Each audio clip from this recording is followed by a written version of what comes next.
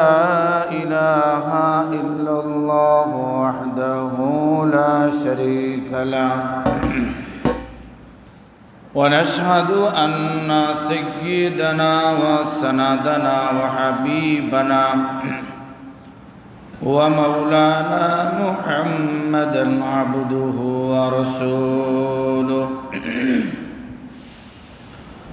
صلى الله تعالى عليه وسلم تسليما كثيرا كثيرا أما بعد فأعوذ بالله من الشيطان الرجيم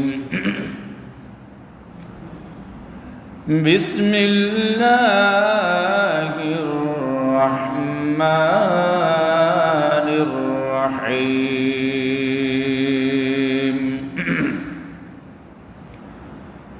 إن عدة الشهور عند الله 12 شهرا في كتاب الله وقال النبي صلى الله عليه وسلم صيام يوم عاشوراء أحتسب على الله أن يكفر السنة التي قبله أو كما قال النبي صلى الله عليه وسلم الحمد لله আল্লাহ পাক রব্বুল আলামিনের দরবারে অসংখ্য অগণিত শুকরিয়া আদায় করছি যে মহান রব্বুল আলামিন আমাদেরকে জিলহজ মাসের শেষ জুমার নামাজ পড়ব বলে আশা রেখে মসজিদে এসে বসার মতো তৌফিক দান করলেন। সে মালিকের দরবারে বিনয় অবনত চিত্রে শ্রদ্ধা জড়িত কণ্ঠে আবেগ ভরা কণ্ঠ নিয়ে সকলে মিলে শুকরিয়া আদায় করছি আলহামদুলিল্লাহ। অচিরেই আমাদের মাঝে এমন একটি মাস আসছে যেই মাসটি হলো মুহররমুল হারাম, মুহররম মাস। আজকে হলো জিলহজ মাসের 25 তারিখ। আজকে কত তারিখ? 25 তারিখ। তাহলে আমরা মুহররম মাসের 10 তারিখের আগে আরো জুমা পাব। আজকে জুমায় আমাদের আলোচ্য বিষয় হলো 10ই মুহররম তথা আশুরার তাৎপর্য। আশুরার তাৎপর্য নিয়ে আমরা আজকে কি করব? আলোচনা করব ইনশাআল্লাহ। আশুরা এটা আশারাতুন থেকে, আশারাতুন হলো 10। আশারাতুন অর্থ কত? 10। যেহেতু মুহররম মাসের 10 তারিখ, সেই হিসেবে এটাকে আমরা আশুরা বলে থাকি। 10ম মুহররম মাস এমন একটা মাস, এই মাসটার মূল নাম কিন্তু মুহররম না, এটা হলো গুণবাচক নাম। মূল নাম না, এটা সিফত, গুণ। মূল এটার নাম ছিল সফরে আউয়াল। যেমন আমরা বলি না রবিউল আউয়াল, রবিউল সানি, জামাদ আল উলা, জামাদ আল সানি। অনুরূপভাবে এই মাসটার নাম ছিল সফরে আউয়াল, আর সফর মাস যেটা মুহররমের পরে সেটা হলো সফরে সানি। 12 মাসের নাম এটা মানব রচিত না। 12 মাস এটা মানব রচিত না, এটা আল্লাহ পাকের পক্ষ থেকে। কুরআনুল কারীমের মধ্যে আল্লাহ তাআলা বলেন, ইন্না ইদ্দাতাশ শুহুরি ইনদাল্লাহি الله 12 شهرا في كتاب الله عدة الشهور মাসের গণনা 12 শাহরান 12 মাস এটা আল্লাহ তাআলা কিতাবুল্লাহর মধ্যে নির্ধারণ করে রেখেছেন ইয়াউমা খালাকাস সামাওয়াতি ওয়াল আরদ যখন আল্লাহ তাআলা আসমান জমিন সৃষ্টি করেছেন তখনই তিনি এটা নির্ধারণ করে রেখেছেন মাস হবে 12টা মাস কয়টা 12টা মিনহা আরবাতুন হুরুম এই 12 মাসের মধ্যে 4টি মাস হলো সম্মানিত 4 মাস কি সম্মানিত মাস যে 4 মাসে যুদ্ধ জিহাদ করা আগের জমানাতে কি ছিল হারাম ছিল নিষিদ্ধ ছিল এই 4 মাসে কাফেররাও বেদিনরাও এটাকে মানত এই মাসকে কি করতো যথাযথ মূল্যায়ন করতো তবে মাঝে মধ্যে ব্যতিক্রমও করতো ওরা যে 4টা মাস সম্মানিত কি কি সে 4টা মাস বুখারী শরীফের হাদিস 3192 নম্বর হাদিস 97 নম্বর হাদিস রাসূল করিম বলেন قال রাসূলুল্লাহ সাল্লাল্লাহু আলাইহি ওয়াসাল্লাম আয-জামানু قد استدار كهيئته يوم خلق السماوات والارض السنة 12 شهرا পৃথিবীর সূচনা লগ্ন থেকেই বছর নির্ধারণ করে দিয়েছেন আল্লাহ তাআলা 12 মাসে মিনহা আরবাতুন হুরুম তার মধ্যে সম্মানিত মাস হলো হুরুম মাস হলো 4টা মিনহা মুতাওয়ালিয়ান 3টা মাস হলো লাগাতার জিলকদ জিলহজ মুহররম বলেন না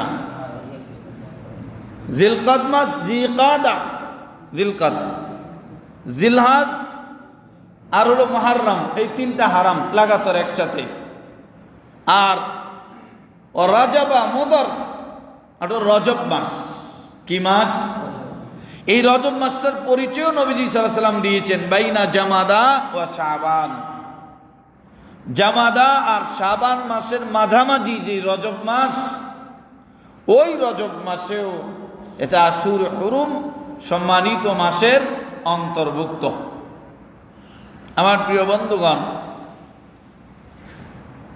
আজ তাহলে আমরা জিলহজ মাসের মুহররম মাসের 10ম তারিখ তথা ইয়াউমে আশুরা এর আজকে তাৎপর্যই নিয়ে আমরা আলোচনা করব এরপরে ফজিলত আছে করণীয় আছে বর্জনীয় আছে 10টা পয়েন্ট নিয়ে আলোচনা আছে হাদিসের আলোকে আজকে আমরা একটু তাৎপর্যটা বলি অনেকে মনে করে থাকে যে মুহররম মাসের এই আশুরার তাৎপর্য হলো কারবালা এটা সঠিক না এটা ভুল তবে জমানার পরিবর্তনে কালের বিবর্তনে কালের পরিবর্তনে অনেক পরে এসে কারবালার ঘটনা 10 মুহররম আশুরার দিনের সাথে অ্যাড হয়েছে কি হয়েছে অ্যাড হয়েছে যোগ হয়েছে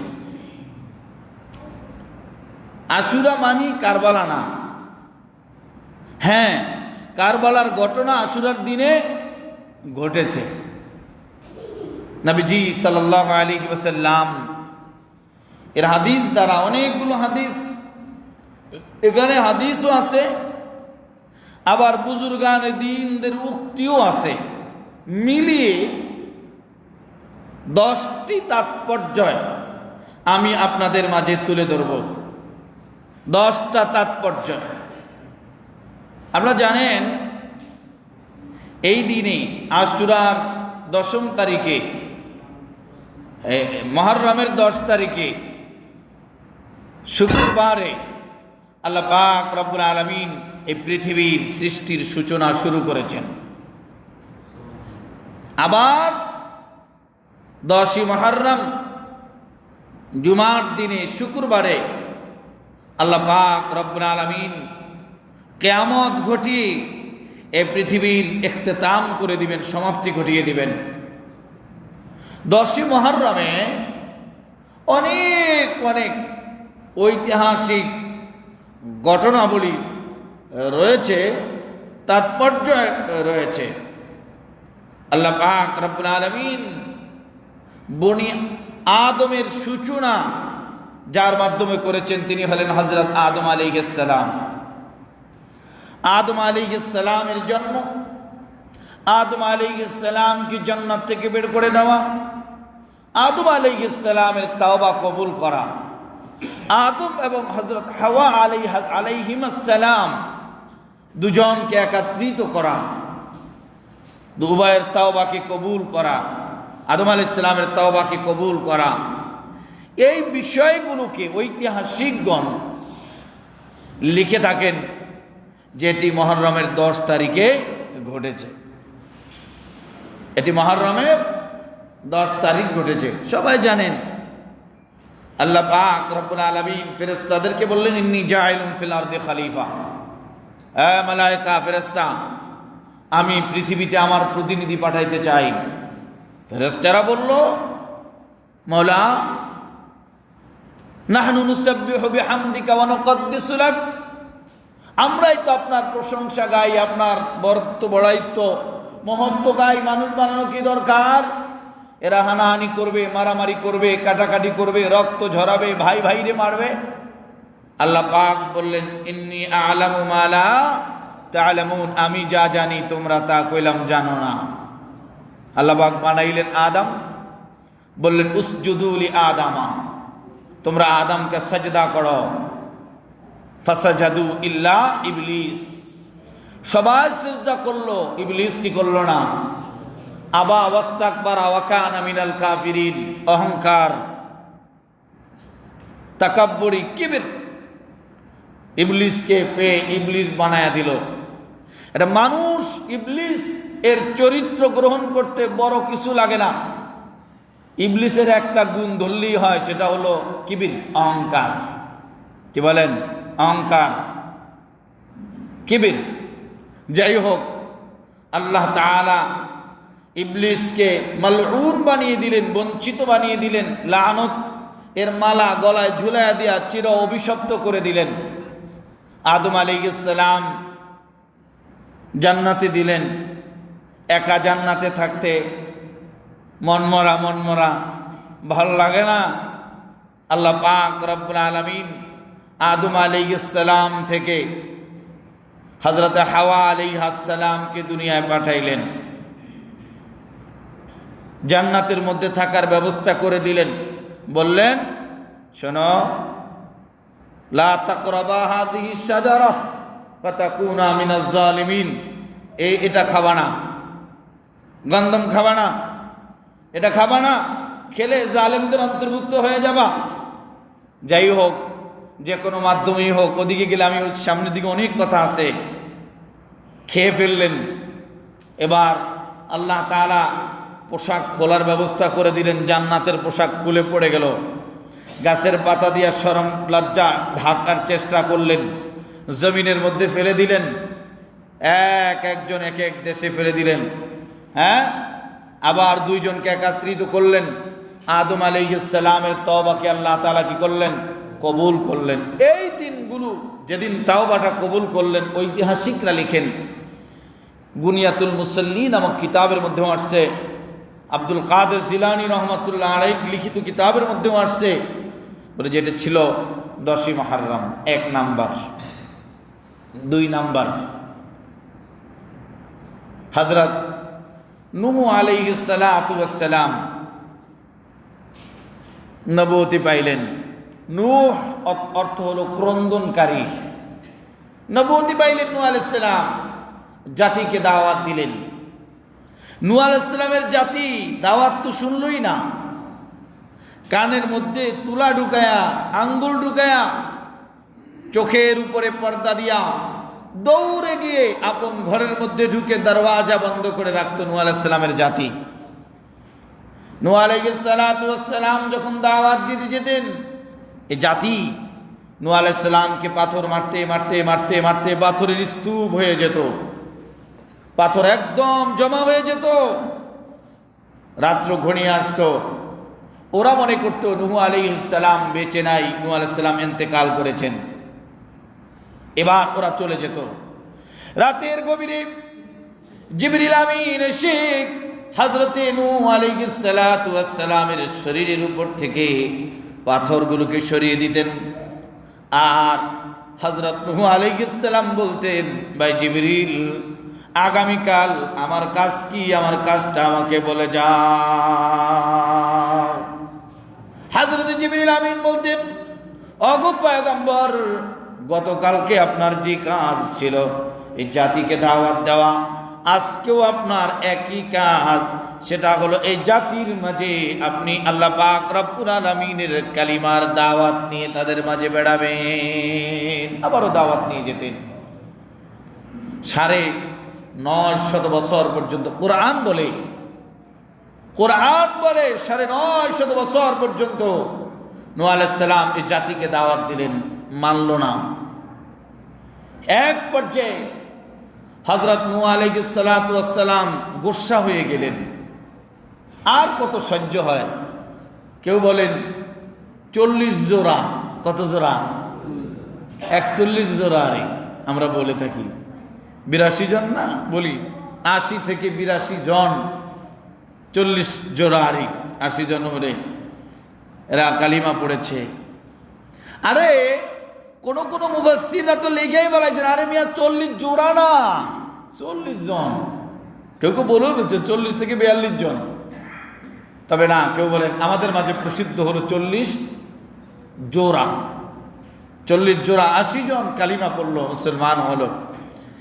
ভাইরা আমার, নূহ আলাইহিস সালাম দাওয়াত তো কবুল করেই না। একবার নূহ আলাইহিস সালাম বরদাস্ত করতে না পেরে এবার হযরত নূহ আলাইহিস সালাম বদদোয়া করে ফেললেন, রব্বি লা তাদার আলাল আরদি মিনাল কাফিরিনা দাইয়ারা। আয় আল্লাহ, এদের একটারেও ছাড়বেন না। বুঝতেছেন আপনারা? লা তাজার আলাল আরদি মিনাল কাফিরিনা দাইয়ারা, এদের একটারও তো ধরেন, করে ধরেন আপনি।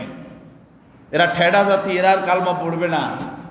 আল্লাহ পাকও বলে দিলেন, এদের মোহর লাগানো হয়ে গেছে, এরা আর কালিমা পড়বে না। আল্লাহ পাক বলেন, হ্যাঁ আমি এদেরকে ধ্বংস করে দিব। আপনি একটা কাজ করেন, একটা কিস্তি বানান, একটা কিস্তি বানান। কি কাঠের? কয় শাল কাঠের। কোন কাঠ?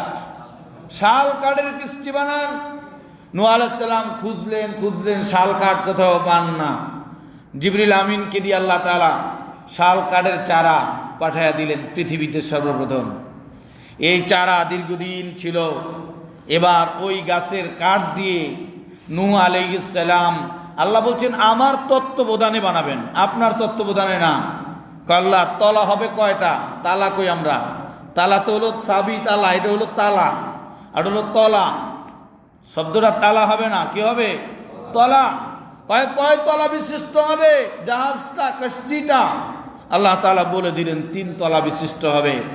কোন ঐতিহাসিকরা লিখছেন এটা উপরের তলায় নারীরা, মাঝের তলায় পুরুষরা, নিচের তলায় হিংস্র প্রাণী যেগুলা ওগুলা। লম্বা হবে কতটুকু, পাশ হবে কতটুকু, এগুলো কইলে আমি সামনে আগাইতাম পারব না। যাই হোক, কাজটি বানানো হলো। এবার নূহ আলাইহিস সালামের জাতি উপহাস করতেছে, ঠাট্টা করতেছে। উনি কি বানাইছে এটা? হ্যাঁ, এই উপরে এটা মনে করেন এই মাঠের উপরে যদি একটা কেউ জাহাজ বানায় রাখে আর কয় যে এটারে আমি কি করবো, এখানে বাসামু, হাসবে না সবাই? জাতি হাসি ঠাট্টা করা আরম্ভ করে দিয়েছে। আল্লাহ পাক বলেন, দেখাইতেছি তোমাদের হাসি তামসার মজা দেখাইতেছি। কি মজা? ওরা হাসি তামসা করে, যদিও একটু দৃষ্টিকটু মনে হয় কথাটা, কিন্তু হাদিস কোরআন সুন্নাহর তাফসিরে আছে। এটা কথাটা বুঝেন নাই? তাফসিরের মধ্যে ফেরাউনের কথা আছে, দেখে ফেরাউনের কথা কওয়াটা কি দোষণীয় হইব? এরা করছে কি জানেন? এদের যখন বাথরুমে ধরতো, এরা ওই জাহাজটার উপরে গিয়ে মল ফালাইয়া দিত, ময়লা ওই বাথরুম করতো। আল্লাহ বলে দেখাই দিছি দাঁড়াও তোমাদের মজাটা। এবার এক পর্যায়ে এরা ওখানে একদম ভরে ফেলছে। নূহ আলাইহিস সালাম বলেন, আল্লাহ পাক ঘটনা কি? এই তো আল্লাহ বলেন থামো না। কোরআন শরীফের মধ্যেই আছে যে আমি অপমান করব, অপদস্থ করব এই জাতিকে। ভাইয়ের আমার, এবার জাহাজ তো ভরে গেছে, সবার ক্ষেত্র আরম্ভ হয়ে গেছে। ক্ষেত্র খালি চুলকায় আর চুলকায়, যত ওষুধ দাওয়াই খায় কাম হয় না, কোনো ঔষধে কাজ হয় না। এক পর্যায়ে ঐতিহাসিকগণ লিখেন, এক বৃদ্ধা কোনো এক লোক, কোন তাফসীর দেখলাম কোনো এক ব্যক্তি, কোনো এক লোক, কেউ লিখছেন এক বৃদ্ধা মহিলা, সে ওই জাহাজের কিস্তির ডালি আছে, ডালিনি বলে এদের পাশেটাকে, ডালিতে বয়া মল ফালাইতে লইছে, পিস্তা খায়া পড়ে গেছে সেই নূহ আলাইহিস সালামের এর মধ্যে। পড়ে যাওয়ার পর এবার বাসায় গিয়া পানি দিয়া পরিষ্কার করছে, দেখে তার শরীরের মধ্যে কোনো ক্ষেত্রক বলতে কিছুই নাই, ভালো হয়ে গেছে। সবাই ধরছে, কি গো তুমি ভালো হইলা কেমনে? কয় বরকতি জিনিস। বুঝেন নাই কোন জিনিস? বরকতি জিনিস। এটা কথা তো কনই লাগে, রাগ করেন আর যাই করেন। ভণ্ড বাবার দরবারে যায়া পাক নাই, হ্যাঁ পাক পবিত্রতা বলতে কিচ্ছু নাই, এক হাতে গাঁজা টানে, খাজার নামে গাঁজা টানে, কথা বুঝেন নাই? ও গোসল তো করেই না, ওর শরীর থেকে ফাড়ার দুর্গন্ধ আসে, ওর চুলগুলো জট বাঁধা, ফাড়ার গন্ধটাও ভালো লাগে, ওর শরীরের গন্ধটা এর চেয়ে মারাত্মক লাগে। ওরকম মাজারে যায়া, বাবার দরবারে যায়া ওরকম সিন্নি খায় বরকতের জন্য। এরকম সিন্নি খাওয়াই না মানুষ আছে না নাই? ওই কোন ড্যাগের মধ্যে কুত্তাটা মুখ দিছে, বুঝছেন নি আপনারা? কে মুখ দিছে? কুত্তা মুখ দিছে। এখন দুই একজনে তো দেখা বলাইছে, কুত্তায় মুখ দেয় না, সিন্নি তো আর খাওয়ান যাইতো না। কি বলেন? এখন এটারে জায়েজ করে কেমনে দেখেন, কায়া ফাল্টাইছে রে বাবা, কায়া ফাল্টাইছে, বুঝছেন নি আপনারা? বাবাই কি পাল্টাইছে? কায়া সুরত পাল্টাইছে, পাল্টাইয়া কুত্তার ছবি দইরা বাবাই সিন্নি খাইয়াছে। এবার যেহেতু কুত্তার ছবি দইরা বাবাই সিন্নি খাইছে, আইও সবাই খাও, বরকতের জিনিস। এগুলো কি বরকতের জিনিস? হ্যাঁ, রাগ করলেন নাকি আবার আপনারা? আমার ভাইয়েরা বন্ধুরা লক্ষ্য করবেন, হযরত নূহ আলাইহিস সালাতু ওয়াস সালামকে তারা অপমান করার জন্য এটা করলো। আল্লাহ তারা দেখিয়ে দিলেন। এবার ওই লোকটা ভালো হয়ে গেল, সবাই মিলে এবার বালতি, জগ, বালতি এদের জমানায় যা ছিল এগুলো নিয়া নিয়া ড্যাগ বইরা বইরা ঘরের মধ্যে রেখে দিছে। আর আল্লাহ কয় গোসল করো, গোসল করো, বরকতি জিনিস, পবিত্র জিনিস, এবার তোমরা গোসল করো। এবার ওরা গোসল করতেছে আর ভালো হইতেছে, গোসল করতেছে আর ভালো হইতেছে। কিন্তু ওই জাহাজের মধ্যে ময়লা তো শেষ, কিন্তু কিছু লোক তো এখনো কি আছে, বাকি আছে। এবার সবাই কয় এটা কাম করো, এটা বালতি দিয়া এটারে দৌ, কথাটা বুঝেন নাই? বাবার পাও দুইয়া পানি আইন না, ওই পানি বরকতের পানি, বোতল বইরা তো কত বড় খাচ্ছরের খাচ্ছর, এগুলো কত বড় খেসরামি এগুলা। পাও দিয়া কোনোদিন পানি খায় ও? হ্যাঁ আমার ভাইরা, আমার বন্ধুরা লক্ষ্য করবেন, এবার ওরা নিজেরা পানি নিয়ে ধুইয়া ওটাকে পরিষ্কার কয়েকবার করা হয়ে গেছে। আল্লাহ তাআলা বললেন, নূহ দেখলা আমি কি করলাম? যাই হোক, জাহাজ বানানো হয়ে গেল। নূহ আলাইহিস সালাম উঠলেন, দীর্ঘ সময় জাহাজের মধ্যে ছিলেন। জাহাজ গিয়ে জুদি পাহাড়ের কুলদেশে যেদিন থামলো, এই জন্য এটাই আমি বলতে চাইছিলাম, এই কথাটার লেগে এতক্ষণ এত কথা কম লাগছে। সেটা হলো 10ই মুহররম ছিল সেদিন। কি ছিল? হযরত ইদ্রিস আলাইহিস সালাতু ওয়াস সালামের ব্যাপারে আল্লাহ তাআলা কোরআনের মধ্যে বলছেন, ওয়া রাফা'নাহু মাকানান আলিয়্যা, না আমি আমার ইদ্রিসকে উঁচু জায়গায় উঠিয়ে নিয়েছি। এক ব্যাখ্যা নবুয়তি দিয়েছি, এটা তো উঁচু মর্যাদা। আরেক ব্যাখ্যা হলো এটা ইসরাইলি রাওয়ায়াত। কি রাওয়ায়াত বললাম? এটা ইসরায়েলি রেওয়ায়েত, সত্যও বললাম না, মিথ্যাও বলবো না। এটা ইসরায়েলি রেওয়ায়েত, কেউ কেউ বলেন তাফসিরে জালালাইনের হাসিয়ার মধ্যে আছে এটা। হ্যাঁ, ইসরায়েলি রেওয়ায়েত, এটা সত্য মিথ্যা কোনোটাই বলবো না, বাকি ঘটনা ঐতিহাসিক হিসাবে শুনাইতেছি আপনাদেরকে। ইদ্রিস আলাইহিস সালাতু ওয়াস সালামকে আল্লাহ তাআলা জীবিত অবস্থায় আসমানে কি করেছেন, উঠিয়ে নিয়ে গেছেন। এই ঘটনা ঘটছে, বলেছে সেদিন ছিল 10ই মুহররম। এই ঘটনা আমাদের মাঝে প্রসিদ্ধ, এটা 10ই মুহররম ছিল। আমার প্রিয় ভাইয়েরা, আমার বন্ধুরা, সকলেই জানেন হযরত ইব্রাহিম আলাইহিস সালাতু ওয়াস সালামকে আল্লাহ পাক রব্বুল আলামিন অগ্নিকুণ্ড থেকে মুক্তির ব্যবস্থা করলেন, নাজাতের ব্যবস্থা করলেন। সেদিন ছিল 10ই মুহররম। আমার প্রিয় ভাইয়েরা, আমার বন্ধুরা, সবাই জানেন কোন নবী জানি মাছের পেটে গেছিলেন? ইউনূস আলাইহিস সালাম। ইরাকের আল্লাহ পাক ইউনূস আলাইহিস সালামকে ইরাকে পাঠিয়েছেন, ইরাকের কোন এক প্রদেশে পাঠিয়েছেন। পাঠানোর পর হযরত ইউনূস আলাইহিস সালাম এই জাতিকে দাওয়াত দিলেন। এই জাতি ইউনূস আলাইহিস সালামের কথা মানল না। দাওয়াত দিতে দিতে ইউনূস আলাইহিস সালাতু ওয়াস সালাম এক পর্যায়ে বিরক্তি চলে আসলো। আর কত, আল্লাহ তাআলাকে কিছু বললেন না। না বলেই হযরত ইউনূস আলাইহিস সালাম আরেক জাহাজে চইরা, ইউনূস আলাইহিস সালাতু ওয়াস সালাম আরেক কিস্তিতে চইরা, নৌকাতে চইরা তিনি এ জাতি থেকে পরিত্রাণের জন্য রওনা করলেন, আরম্ভ করলেন রওনা। আরম্ভ করার পর এবার কিস্তি যখন সমুদ্রের মাঝখানে গেল, টলমল খাচ্ছে, মনে হয় যেন ডুবে যাবে। এবার লোকজন বলল, কে আসো যে তার মুনিবকে, মালিককে না বলে আসছো? এমন কে আসো? তোমার কারণে আজ আমরা ডুবে যাব। মুনিবকে না বলে আসছো, মালিককে না বলে কে আসছো? কেউই তো কিছু কয় না। হযরত ইউনূস আলাইহিস সালাতু ওয়াস সালাম তিনি বললেন যে আমি আমার মালিককে না বলে আসছি। মালিককে? আমি আমার মালিককে না বলে আসছি, তোমরা আমাকে ফেলে দাও। সবাই দেখলো চেহারাটা কত সুন্দর, এই মানুষটাকে কেমনে ফালাই। যেই জমানার যিনি নবী ছিলেন, ওই জমানার তিনি সবচেয়ে বেশি সুন্দর ছিলেন।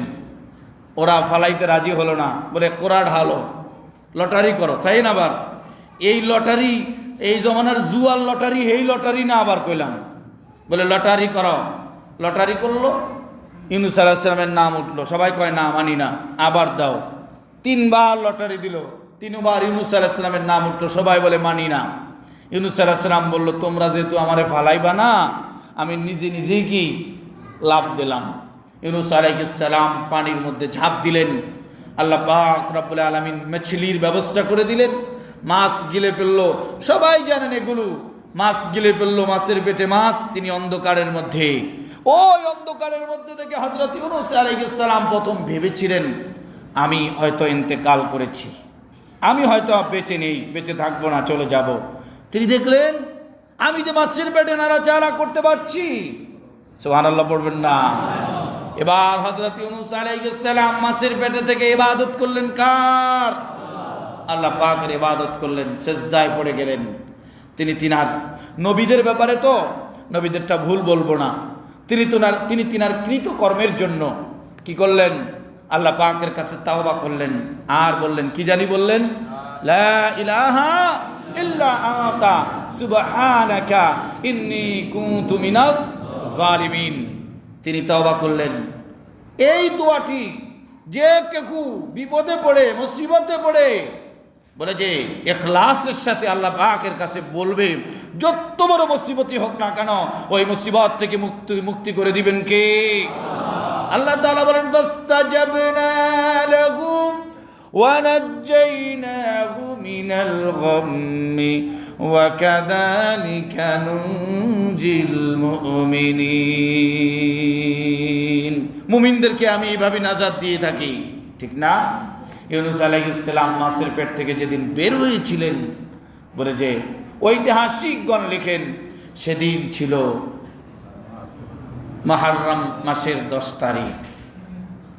আমার প্রিয় বন্ধুরা, হযরত মূসা আলাইহিস সালাতু ওয়াস সালামের ব্যাপারে আপনাদের জানা আছে। হযরত মুসা আলাইহিস সালাতু ওয়াস সালাম দাওয়াত যখন দিতে রইলেন, চতুর্দিক থেকে জুলুম নির্যাতন আরম্ভ হয়ে গেল। আল্লাহ পাক রব্বুল আলামিন মুসা আলাইহিস সালাম কি বললেন, মুসা আপনি আপনার জাতি যেই কয়জন বনি ইসরাঈল আছে এদেরকে নিয়ে আপনি বাহারে কুনজুম নীল দরিয়া পার হয়ে আপনি ওপারে চলে যেতে হবে। হযরত মুসা আলাইহিস সালাম রওনা করলেন। এদিকে সবাই জানেন হযরত মুসা আলাইহিস সালাম ওহীর মাধ্যমে জানিয়ে দেওয়া হলো এদের যত স্বর্ণ গহেনাগুলো আছে এগুলো আপনারা কি করবেন, লগে কইরা যেটা যেভাবে সুযোগ হয় ফেরাউনের আহালের নিয়ে নিবেন। নিয়ে রওনা হলো নীল দরিয়ার বাহারে কুঞ্জুমের নিকটবর্তী, নীল দরিয়ার নিকটবর্তী যখন হয়ে গেলেন, পিছন দিক থেকে ফেরাউনের বাহিনীরা চলে এলো। আর বনি ইসরাইলরা বলল, মুসা পিছনে হলো ফেরাউন আর সামনে হলো দরিয়া, বলো আমরা এখন কি করব? না আমরা ফেরাউনের আবার ধর্মে ওখানে চলে যাব। হযরত মুসা আলাইহিস সালাতু ওয়াস সালাম আল্লাহ পাক রব্বুল আলামিনের কাছে আবেদন করার পর আল্লাহ তাআলা বললেন, ও পয়গম্বর আপনি আপনার হাজার দ্বারা লাঠির দ্বারা বাহারের মধ্যে সমুদ্রের মধ্যে আপনি আঘাত করেন। আঘাত করার সঙ্গে সঙ্গে একটা আর দুইটা না, যত গোত্র ছিল 12টা গোত্রের জন্য 12টা রাস্তা করে দিলেন কে? আমার ভাইরা বন্ধুরা, ফেরাউন দেখলো বড় চমৎকার রাস্তা। ফেরাউন তার দলবলদেরকে বলে, খোদা তো মানো না। দেখলেন, আমি যে বলি আমি বড় খোদা, দেখলাম আমারে দেখা, দেখো আমি কত বড় খোদা, আমারে দেখা নদীর মধ্যে 12টা রাস্তা হয়ে গেছে। দেখলানি আমার উচিত তোমাকে উচিলায় এই মুসা পার হইতে আছে, দেখলা তোমরা। আবার ভাইরা, আমার বন্ধুরা, আল্লাহ পাক রব্বুল আলামিন ফেরেশতাদেরকে দায়িত্ব দিয়ে রাখলেন, রেডি হয়ে যাও, তোমরা রেডি হয়ে যাও। ফেরেশতারা রেডি হয়ে গেল। হযরত মুসা আলাইহিস সালাতু ওয়াস সালাম তার জাতিদেরকে নিয়ে পার হয়ে ওপারে পৌঁছে গেলেন। যে মুহূর্তে ফেরাউন এবং তার দলবল ওই সমুদ্রের মাঝামাঝি অবস্থান করতেছিল, এবার আল্লাহ পাক রব্বুল আলামিন আরে কেমন রাস্তার ব্যবস্থা, কেমন 12টা রাস্তার ব্যবস্থা আল্লাহ তাআলা করে দিলেন। এক রাস্তার লোকেরা গ্লাসের মতো আরেক রাস্তার লোকদেরকে দেখতেছে, কে কেমনে যাইতেছে, কে কিভাবে যাইতেছে, ওরকম গ্লাসের মতো ব্যবস্থা করে দিয়েছেন কে? ওবার যখন পার হয়েছে আল্লাহ বলে, ধরো ধরো, কি বলেন? এবার ফেরাউনের সমাপ্তি ঘটে গেল। ইঁদুরের মতো সুবায়া তারপরে দিয়া বেইজ্জত কইরা আল্লাহ তাআলা ফেরাউনকে যেদিন দুনিয়া থেকে খতম করে দিয়েছিলেন সেই দিনটা ছিল 10ই মুহররম। সেই দিনটা ছিল কি, যেটা আইতেছে আমাদের সামনে, সেটা ছিল 10ই মুহররম। সবাই জানেন ফেরাউন কয়, আমি ঈমান আনলাম যে মুসা ও হারুনের রবের প্রতি। আল্লাহ বলে, জিবরিল ওর মুখের মধ্যে মাটিগুলো দিয়া দাও। আল আন এমনি তোমার ঈমান আনতে মনে চাইছে, বুঝেন না এই কথাটা? আল আন এখন আর কাম হইতো না। আমার প্রিয় ভাইয়েরা, আল্লাহ তাআলা রাসূল সাল্লাল্লাহু আলাইহি সাল্লাম কাদিম আল মদিনা, মদিনায় যখন গেলেন, নবীজি মদিনায় গিয়ে দেখলেন লোকজন রোজা রাখতেছে, ইহুদিরা রোজা রাখতেছে। নবীজি বললেন, এটা কিসের রোজা? সবাই বলল, কাদ নাজ্জানি আল্লাহু মুসা। হ্যাঁ, আল্লাহ তাআলা এই দিনে মুসা আলাইহিস সালাম আমাদেরকে ফেরাউনের ধ্বংস থেকে, ফেরাউনের জুলুম থেকে, নির্যাতন থেকে আল্লাহ নাজাতের ব্যবস্থা করে দিয়েছেন। এজন্য আমরা শুকরিয়াতান কি করি, এই দিনে রোজা রাখি। নবীজি বললেন, ও আমার সাহাবায়ে কেরামরা শোনো তোমরা। নবীজি বললেন, শোনো। নবীজি বললেন, সাহাবারা শোনো, নাহানু আনা আহাক্কু ওয়া ফি রিওয়ায়া নাহানু আহাক্কু বি মুসা মিনকুম। মুসা আলাইহিস সালামের ভালোবাসা ইহুদিদের বেশি না আমাদের বেশি?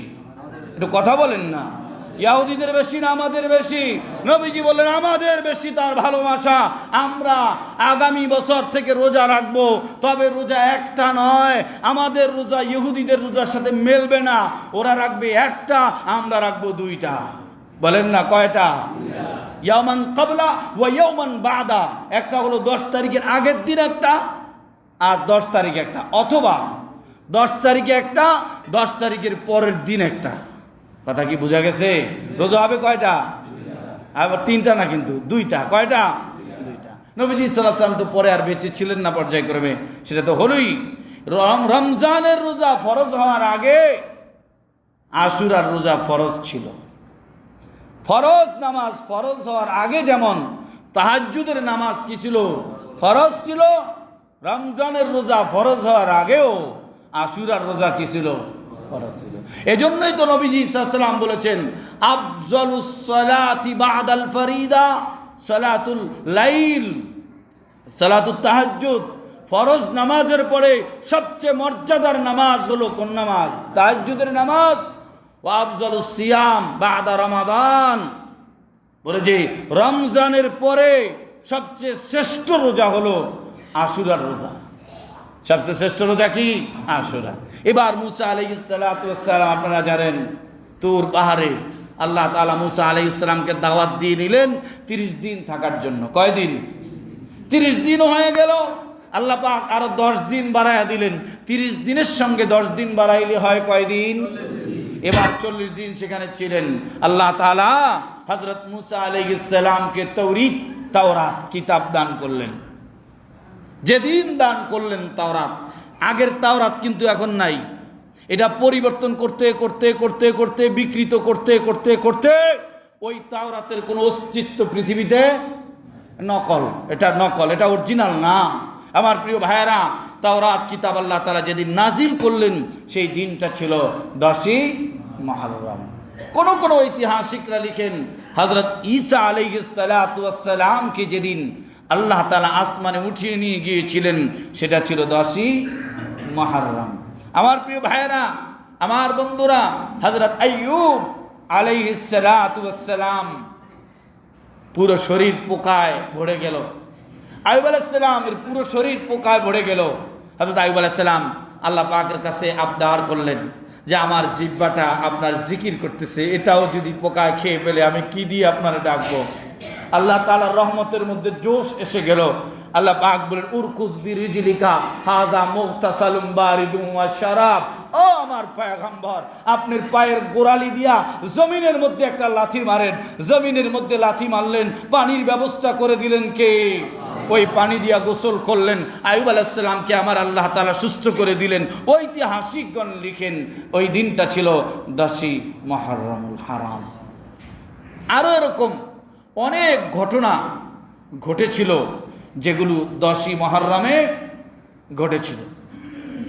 আমার প্রিয় ভাইয়েরা, সবচেয়ে মজার কথা হলো হযরত দাউদ আলাইহিস সালামকে আল্লাহ পাক রব্বুল আলামিন যেদিন রাজত্ব দিয়েছিলেন, কাকে? নামটা বলেন না, কাকে? দাউদ আলাইহিস সালামকে যে আল্লাহ তাআলা যেদিন রাজত্ব দিয়েছিলেন, দাউদ আলাইহিস সালাম খালি নবী ছিলেন না, তিনি রাজাও ছিলেন। তিনি রাজাও ছিলেন। মুসা আলাইহিস সালাম, হারুন আলাইহিস সালাম, মুসা আলাইহিস সালামের ইন্তেকাল হয়ে গেল, ওনাদের 2 ভাইয়ের ইন্তেকাল হয়ে গেল। ইউসুফ ইবনে নুন পর্যায়ক্রমে নবী হলেন। এভাবে যেতে যেতে যেতে যেতে যেতে যেতে আমার শামউইল আলাইহিস সালাম নবী হলেন। ওই যে তালুত আর জালুত, আমালিকা গোত্রের জালেমের নাম ছিল জালুত, আর মুসলমান সেনাপ্রধান, মুসলমানদের প্রধান ছিল তালুত। সবাই জানেন তালুত আর জালুতের এই যুদ্ধের কথা, সেই ফিলিস্তিনের যুদ্ধের, আমালিকা জাতির যুদ্ধের কথা সবাই জানেন। আমার প্রিয় ভাইয়েরা, আমার বন্ধুরা, তালুত ছিল মুসলমানদের পক্ষে, জালুত ছিল ওই আমালিকা গোত্রের। এক পর্যায়ে শামউইল আলাইহিস সালাম সিদ্ধান্ত নিলেন ওই জালুতের সঙ্গে যুদ্ধের, জালুতের সঙ্গে যুদ্ধে যা পাঠানোর ক্ষেত্রে বলে যে হযরত শামউইল আলাইহিস সালাম এক পর্যায়ে তালুতকে প্রধান করে তিনি পাঠিয়ে দিলেন। তালুত যাওয়ার পর এক পর্যায়ে তালুত আবদার করলো, আমাদের একজন ব্যক্তি দেন, কাকে দিব কাকে দিব কাকে দিব। সবাই মিলে এক পর্যায়ে সিদ্ধান্ত হলো দাউদ নামে এ লোকটি, দেখতে যেমন শক্তি তেমন। আমি সংক্ষেপ করে বললাম, ঘটনা অনেক বড়। আমার প্রিয় ভাইয়েরা, ওই যে মুসা আলাইহিস সালামের লাঠি, মুসা আলাইহিস সালামের আরো বিভিন্ন কিছু পোশাক আদি, হারুন আলাইহিস সালাম ওনাদের 2 জনের, এই জিনিসগুলো একটা সিন্দুকের মধ্যে ছিল। ওই সিন্দুকটা ওই আমালিকা গোত্রের সেই জালুতের গোষ্ঠী তারা এটা ছিনতাই করে নিয়ে গিয়েছিল। এক পর্যায়ে তালুত সেটাকে পর্যায় করবে, তারা কি করেছেন? উদ্ধার করেছেন। আমার প্রিয় ভাইয়েরা, এক পর্যায়ে তাদের সঙ্গে যুদ্ধ হলো। হযরত দাউদ আলাইহিস সালামকে নিযুক্ত করা হলো। দাউদ আলাইহিস সালাম, শুনতেছেন আপনারা? কথা বুঝতেছেন? কষ্ট হয় না তো? আমার ভাইরা লক্ষ্য করেন, বুঝেন কথা। আমি সংক্ষেপ করে বলতে হয়, কারণ জুমা তো লম্বা করে বলা যাবে না। হযরত দাউদ আলাইহিস সালাম জালুতকে মারার জন্য রওনা করলেন। জালুতের ইতিহাস আছে, এগুলো বলবো, কোরআন শরীফের মধ্যে আছে। তালুত ওয়া জালুতা আছে কোরআন শরীফের মধ্যে। আমার প্রিয় ভাইয়েরা, জালুতকে হত্যা করার জন্য দাউদ আলাইহিস সালাম রওনা করলেন। হযরত দাউদ আলাইহিস সালাম রওনা করার পথে পাথর আওয়াজ করলো, জোরে কন্যা সুবহানাল্লাহ। পাথর বলল, দাউদ আমারে ব্যাগের মধ্যে নাও, আমি হারুন আলাইহিস সালামের সঙ্গে ছিলাম কিছুদিন। সুবহানাল্লাহ বলবেন না? আরেকটু যাওয়ার পর আরেকটা পাথরের থেকে আওয়াজ বের হলো, দাউদ আমাকে তোমার ব্যাগের মধ্যে নিয়ে নাও, আমি মুসা আলাইহিস সালামের হাতে থেকে শত্রুর বিরুদ্ধে লড়েছিলাম, অনেক শত্রু আমার আঘাতে দুনিয়া থেকে বিদায় হয়েছে। পাথর হলো কয়টা? এই দুই পাথর থৈলির মধ্যে নিয়েছে, তাফসীরের মধ্যে আছে, ব্যাগের মধ্যে নেওয়া হয়েছে। ব্যাগের মধ্যে নেওয়ার পর এবার হযরত দাউদ আলাইহিস সালাম রওনা করলেন। রওনা করার পথে এক পর্যায়ে আরেকটা পাথর থেকে আওয়াজ বেরিয়ে এলো, ও দাউদ আমারে নাও, নিয়ে তুমি আমাকে জালুতের কপালের মধ্যে নিক্ষেপ করবা, দেখবা জালুতের কপাল ফেরে টুকরো টুকরো হয়ে যাবে। সুবহানাল্লাহ। দাউদ আলাইহিস সালাম চিন্তা করলেন, এত পাথর ব্যাগের মধ্যে লইলে হইবে কেমন? বুঝেন নাই? এবার ব্যাগের মধ্যে ওই যে দুইটা পাথর, ওই দুই পাথর আওয়াজ, ও মিয়া আল্লাহ যদি বলায় পাথরে কথা কইতে পারেনি? ও অনেকের আবার সন্দেহ থাকতে পারে, আল্লাহ যদি বলায় বলতে পারে? আমার প্রিয় ভাইয়েরা, আমার বন্ধুরা, এবার ওই পাথর আওয়াজ করলো, ওই দুই পাথর আওয়াজ করলো, দাউদ আপনি নিয়ে নেন, কাজে লাগবে। নেওয়ার সঙ্গে সঙ্গে মুফাসসিরিন কেরামরা লিখেন, যখনই ব্যাগের মধ্যে রাখা হয়েছে এখন আর পাথর তিনটা থাকে নাই, তিন পাথরে মিলে একটা বানিয়ে শক্তিশালী করে দিয়েছেন কে? হযরত দাউদ আলাইহিস সালাম রওনা। মাঠে এবার লড়াই হবে কার সঙ্গে? সাইন মিললে জায়গা, তালুত আর হলো জালুত। তালুত মুসলমানদের শক্তি, আর জালুত কি? আমালিকা গোত্রের। আমার ভাইরা, এবার দাউদ আলাইহিস সালাম তো বেশি একটা বয়স না, তখনও তো নবুয়তি বান নাই, পর্যায়ক্রমে সেনা পেয়েছেন। হযরত দাউদ আলাইহিস সালাম ভাইরা আমার গেলেন, দেখে জালুতের পছন্দ হয় নাই। জালুত বলল, এই তুই আসছো কেন? পারলে তোমাদের তালুতকে পাঠাও, তালুতকে পাঠাও। দাউদ আলাইহিস সালাম বললেন, আমাদের তালুত লাগবে না, আমার সঙ্গে পারলে তুমি লড়ো। এবার একটু উপহাস করলো, বুঝেন নাই কথাটা? আসলে যে যত বড় তারে আল্লাহ তত ক্ষুদ্র জিনিস দিয়ে কি করে? ধ্বংস করে। ফেরাউন কত বড় খোদা দাবি করছে, পানি যেটা মানুষ খায় কথাটা বুঝে পান করে, পানি দিয়ে আল্লাহ খতম করে দিছে। নমরুদ কত বড় জালেম ছিল, কত কিছু দাবি করছিল, আল্লাহ তাআলা মশা মাছি ব্যবহার করছেন। হ্যাঁ, আবার কোনটা কিও, কোনটাও ল্যাংরাড়া। আমার প্রিয় ভাইয়েরা, আমার বন্ধুরা, এবার বলে যে জালুত অহংকার হয়ে বলে, আরে তুমি ছোট মানুষ, তুমি আসছো কেন? দাউদ আলাইহিস সালাম বললেন, আমি যথেষ্ট, আমার সঙ্গে লড়ো, এদিকে তাকাও, আমার সঙ্গে লড়ো, আগে তোমরা আক্রমণ করো। একটা উসুল, একটা মূল নীতি মনে রাখবেন, মুসলমানরা কখনো আগে আক্রমণ করতে যায় না, যখন বাতিলরা আক্রমণ করে মুসলমানরা ওটাকে প্রতিহত করে। কথা কান ঠিক কিনা? দাউদ আলাইহিস সালাম বললেন, আগে চালাও, তুমি আগে চালাও। বলে জালুত আগে তলোয়ার দিয়ে এক কোপ মারলো। নবী হবেন তো? দাউদ আলাইহিস সালাম কৌশলে, যুদ্ধ কিন্তু কৌশলের নাম, বুঝেন না আপনারা? কৌশলে মাথাটা ঘুরে ফেলাইলেন, তলোয়ার তো লাগলো না। এবার দাউদ আলাইহিস সালাম বললেন, তুমি প্রস্তুত হও। দাউদ আলাইহিস সালাম ওই যে ব্যাগের মধ্যে পাথরটা হাতের মধ্যে নিয়ে আস্তে করে নিক্ষেপ করে দিলেন। জালুতের বলে যে ইতিহাস খতম হয়ে গেল, জালুতকে পৃথিবী ধ্বংস করে দিলেন। আর তালুত বলেছিল, কে বলেছিল? তলুত বলেছিল যে জালুতকে মারতে পারবে তাকে আমার রাজত্বের অর্ধেক দিয়ে দেওয়া হবে। ওই দিনই যেদিন ওকে মেরে দাউদ আলাইহিস সালাম রাজত্ব পেলেন সেই দিন ছিল 10ই মুহররম। এই তো এই কইতে কইতেই তো শেষ। আগামী জুমা ইনশাআল্লাহ কারবালার সঠিক ইতিহাস, কি বলবো, কারবালার সঠিক ইতিহাস, এরপরে আশুরার মর্যাদা ও ফজিলত। ঠিক আছে ইনশাআল্লাহ, আল্লাহ যদি হায়াতে বাঁচায় রাখেন একটু আগে ভাগে আসার চেষ্টা করবেন, তাহলে যা কিছু বললাম আল্লাহ তাআলা আমাদেরকে আমল করার তৌফিক দান করুক, বলেন আমিন। ওয়া আখিরু দাওয়ানা আলহামদুলিল্লাহি রাব্বিল আলামিন। যারা সুন্নত পড়েন নাই শুধু 4 রাকাত সুন্নত পড়ে নেন।